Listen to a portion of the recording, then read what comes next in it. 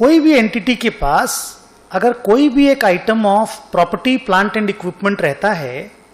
और उस property plant and equipment के अंदर there are some significant parts, मतलब उस एक असेट के अंदर 3, 4, 5 पार्ट्स हैं मान लीजिए। फॉर एग्जांपल एक एरोप्लेन के अंदर एक इंजन होता है, एक इंटीरियर होता है और एक पूरा बॉडी होता है।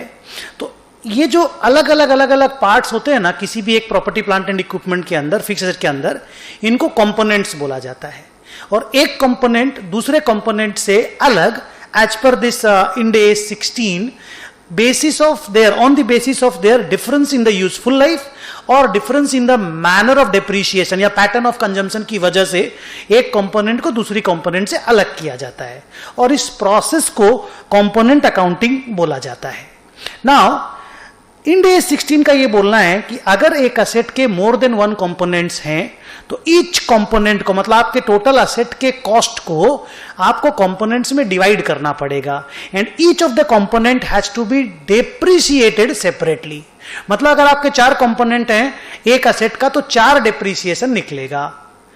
उन कंपोनेंट को अलग अलग डेप्रिशिएट करना पड़ेगा on the basis of their individual useful life and their individual pattern of consumption.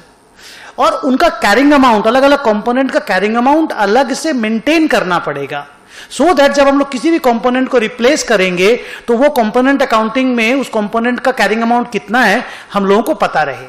However जब हम बैलेंस शीट में और पीएल में डेप्रिसिएशन और असेट लिखेंगे तो बैलेंस शीट में असेट हम एक साथ एरोप्लेन ही लिखेंगे और डेप्रिसिएशन भी एरोप्लेन का ही एक साथ लिखेंगे, लेकिन हमारे पास इंडिविजुअल कंपोनेंट के कैरिंग अमाउंट का डिटेल रहना चाहिए।